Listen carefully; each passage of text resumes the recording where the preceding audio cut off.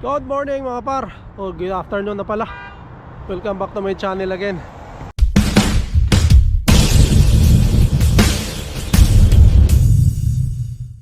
Lalabas kami. Lakad-lakad uli. So today Saturday mga par, no? Kumusta yung weekends nyo? Tapos na sila Inday. Tapos na yung 1 week break nila. Hintay na sa Monday, may pasok na sila mga par. So temperature +3. Pero malamig mga par. Hangin kasi. Yung puno mayroon ng mga ano, parang pasibol na mga par.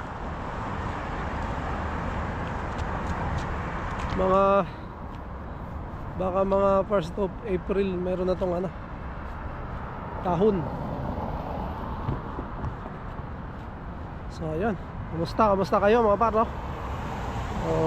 Meron tayong mga upload, no? Mga previous upload mga par, no? Everyday tayo nag-upload ng ating mga buhay Canada mga par. At yun nga, yung previous upload ko nga, yun yung pinaliwanag ko doon kung bakit 4 months lang yung binigay sa amin mga par. So panoorin nyo po yun, no? So ngayon mag-iikot kami dito sa STC, lakad-lakad ulit, no? Kasi ano na kayo sa bahay, katamad na sa bahay din, kailangan na may makana, mag-exercise din. Lang naman, hindi naman kami pupunta sa malayo na mga par, dahil wala na, yun lang yung nakamalapit sa amin, yun ang lagi pinupuntahan namin. But siguro this summer mga par, or ako kung makakano tayo sa spring, kung hindi na masyado malamig, next month, first week, no? Baka mapasyala namin si Par David Unsay TV sa kanila. Kasama si Par Chris, pupuntahan yata ako ni Par Chris dito. So tignan natin mga par, makapasyal tayo sa bahay ni Par David, no? Para makabisita rin tayo sa kanya. Taga downtown Toronto lang naman siya mga par. So kayang-kaya nating magbiyahe na lang ng punta doon sa kanila. Saturday mga par, tingnan nyo naman ang STC. Daming ano, ang daming sasakyan.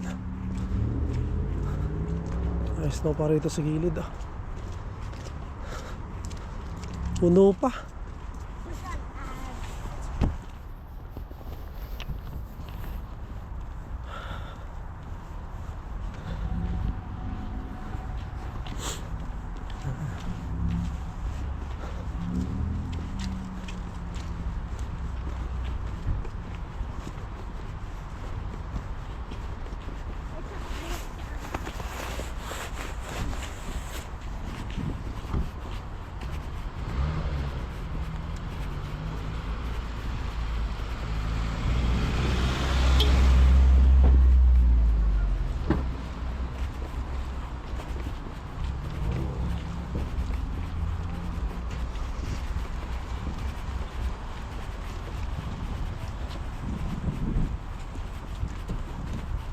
Aming ano,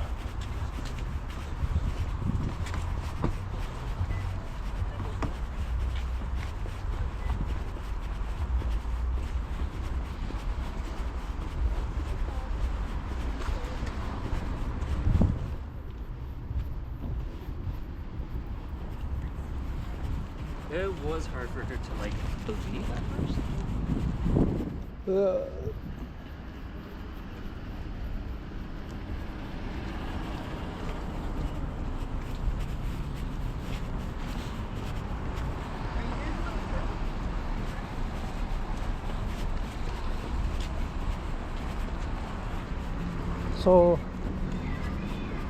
So that means I'm old.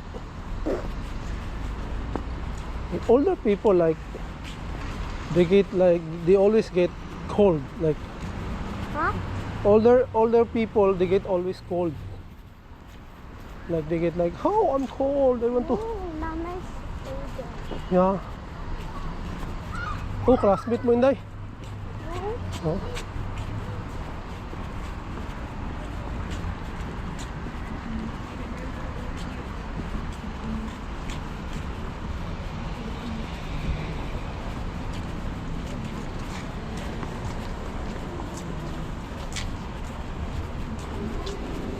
So their family also in there. Oh. See, look at them. Their family. Of That's why I want a sibling.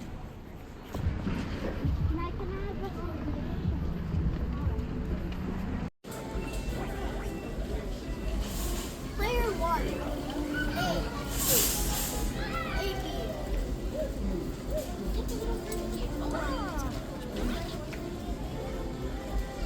Okay, so I control it.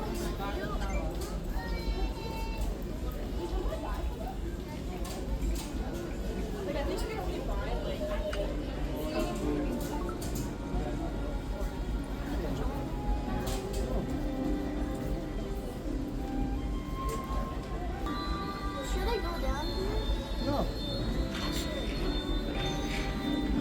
Oh no. Oh.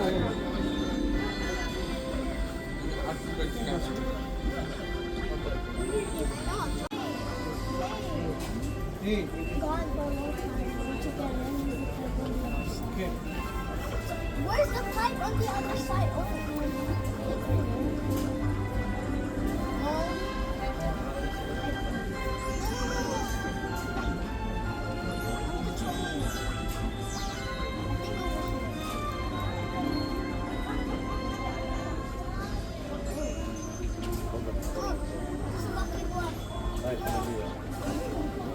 There's a lucky block.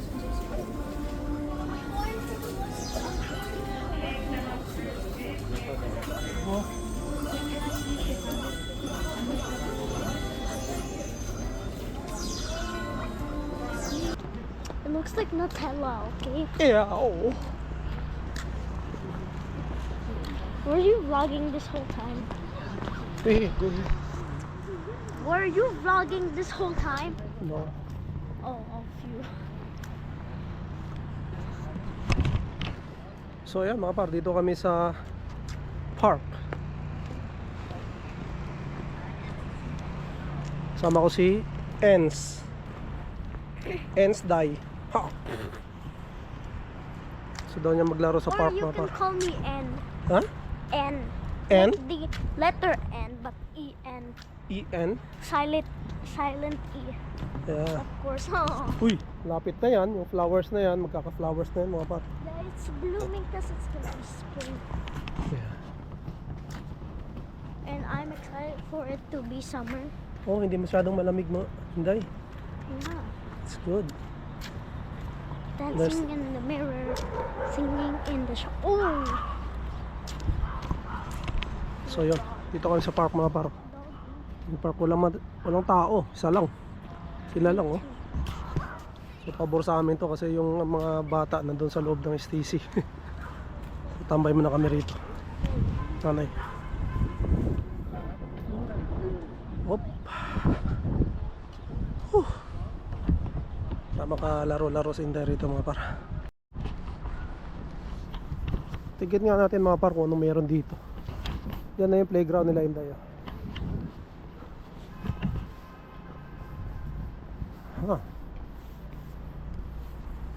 Yung bundok na yan. Ano ba yan? Ano ba yung bundok na to?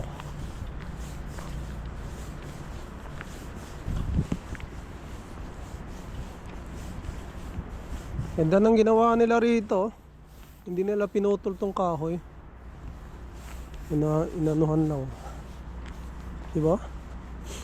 Laki oh. Laking kahoy mga par. Ilang taon na kaya tong kahoy na to mga par, no? Laki oh. Maganda, hindi nila pinutol.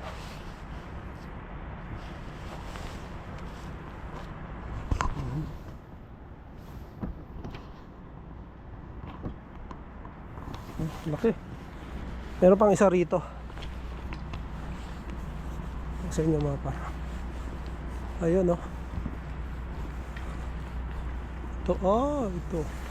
Medyo matanda na siguro tong kahoy na to. Medyo ano na eh. Bubulok na yung puno. So ito pala yung... Bakit may kahoy rito? Wala namang kahoy dito mga par ah. Ano, nilagay? Oh yeah. Nilagay na lang nila yung mga par yung kahoy. Walang kahoy yan, stage to eh. Nilalagyan to ng ano mga par no. Yung tawag dito, yung bubong. Pag summer kasi dyan sa ano na yun mga par, pinsan may nag-ano ng festival. Filipino festival, mayroon din dito. Na kung naalala nyo, kung nanonood kayo mga par ng vlog ko dati mga par, itong ano na to sa likod ng STC, mayroong Filipino festival din dito, Kitanap. So itong stage na to, mayroon tong bubong. Tinanggal nila ngayon, nilagyan nila ng ano, ng kahoy. Kaya nagtaka ako bakit may kahoy. Yan, nilagyan na nila ng tali para hindi matumba. Yan, sa kabila rin. Diba? Handa. Siguro may balak sila rito. May ano, Christmas tree. Bakit may Christmas tree? Hindi ko ito napansin nung nakaraan eh. Parang wala ito dito. Ayan o. So tignan natin dito.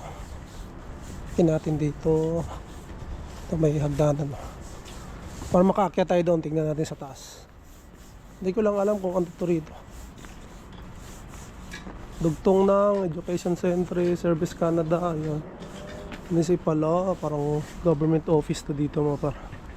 So may hagdanan dito.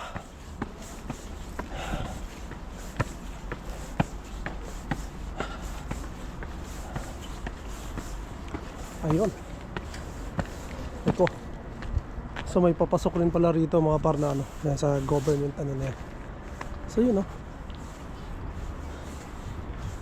So yun. Ayun yung puno. Ano yung playground.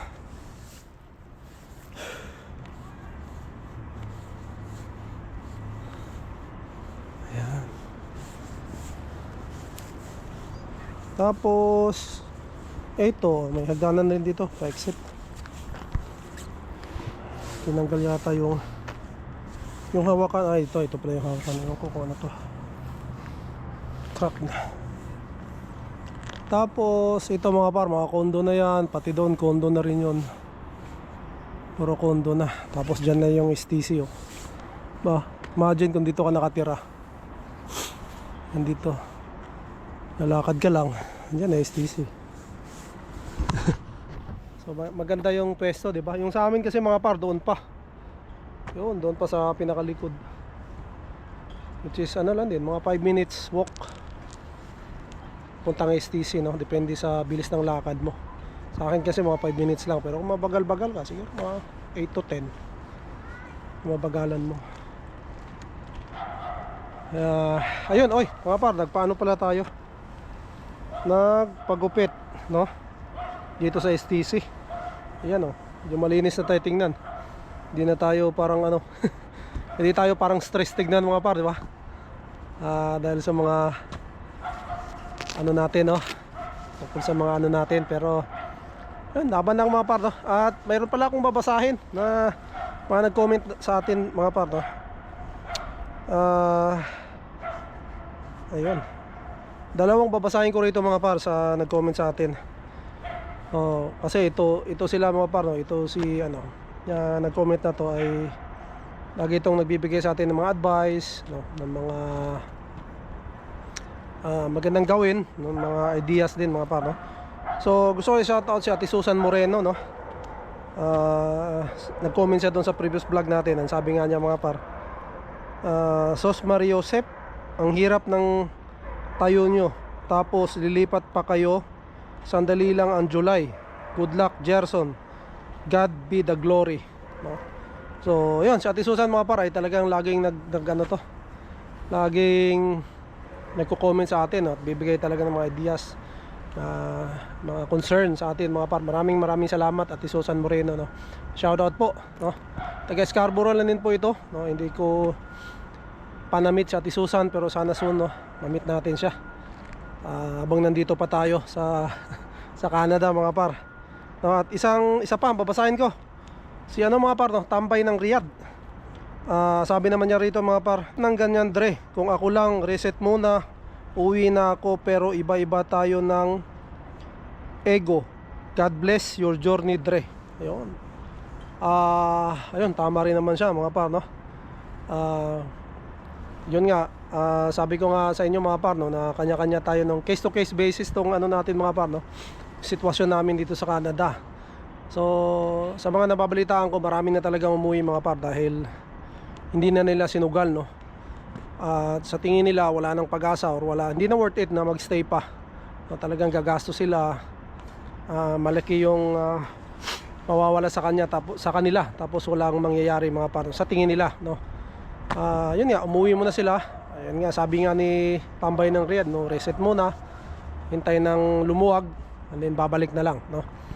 So ayun, yun yung desisyon nila, mga par, no. O na-vlog ko nga rin naman nung yung kasama ko nga, no, na naka PGWP na nga sila, and ayun na rin nga nilang lumipat sa province, no. Silang pamilya, gusto nila magstay rito. So ano sila rito, kung may PR, may mag-open o wala, no, okay lang sa kanila, okay lang din sa kanilang umuwi, no. So desisyon nila yun, mga par, kanya-kanya tayo, no.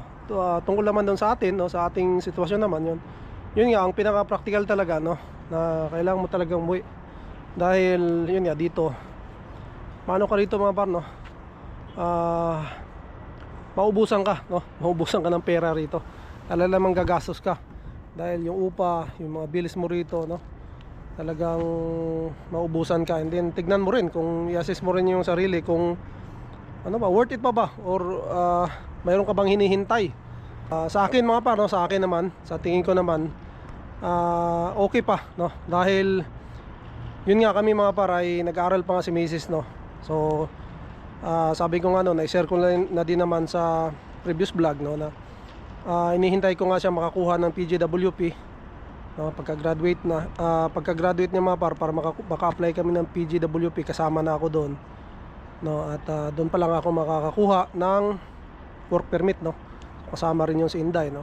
So yun naman ay hindi pa rin sigurado, no, depende pa rin yan sa immigration officer talaga, no. Sila yung talagang pinaka-last na ano, mga par, no, na magdidesisyon, no, sa application mo. Siyempre yung mga nag-gather ka pang mga documents, no, yun yung inaasahan ko, mga par, no. So kaya lang naman ako nag-stay talaga, dahil yun nga, hindi po pwedeng iwanan sila Mrs. rito. Pero mas pinili namin isugal, no, or ilaban, mga par, no, kasi nandito na kami.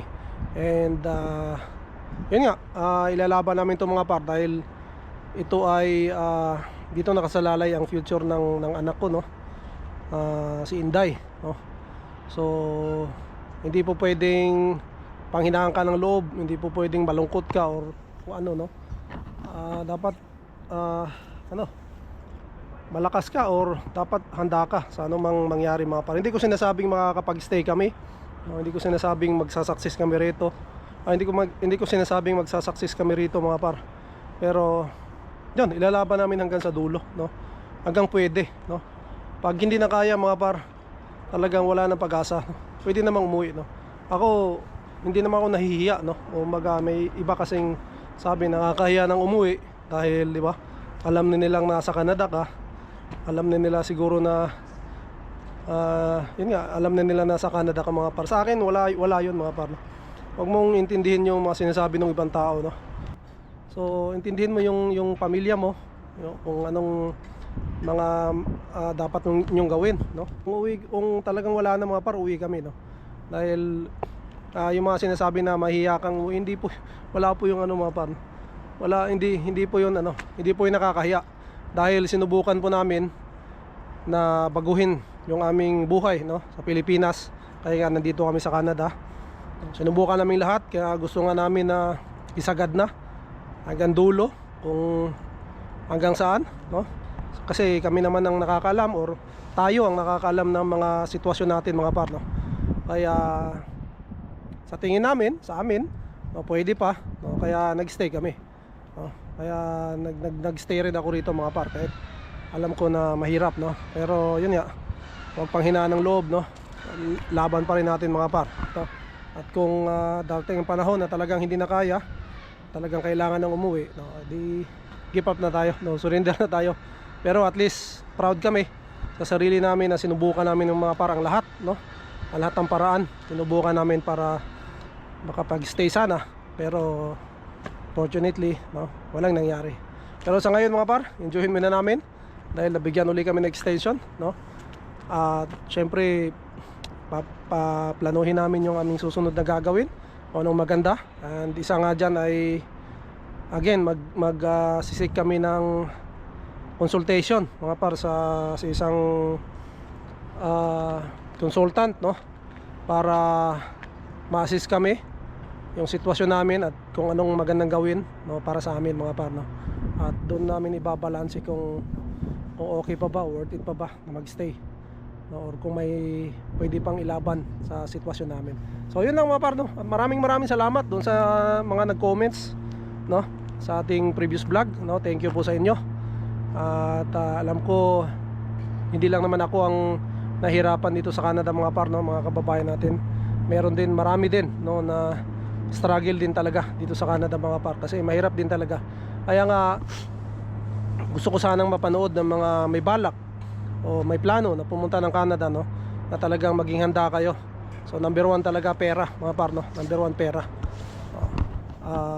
Kailangan mayroon kayong sapat na pondo, sapat na pagkukunan in case of emergency mga par, na masaktuhan nyo na maging katulad ng nangyari sa akin, no. Napakahirap po, no? Kung wala kang pera talagang wala na mga par, no. Uwian na, no? O magdadalawang isip ka na nailaban yung sitwasyon nyo. So, tingnan natin kung hanggat saan tayo, no? O hanggang saan pwede. Si Lord lang nakakalam niyan mga par, no? So ayan, maraming salamat ulit sa lahat na nag-comment. Thank you po sa inyo. Balik na ako doon kina Mrs. Ayun si Inday para makapag laro rin kami doon. Tambay lang kami rito sa ano mga par, sa ano na to, sa park na to, no, kasi maaga pa naman, alas 5 pa naman, siguro maya pa kami uwi sa bahay. So yun lang mga par, maraming salamat ulit, ha. Baba na tayo mga par, yung hagdanan. Tapos ayun, kabila ano yun, kalsada rin.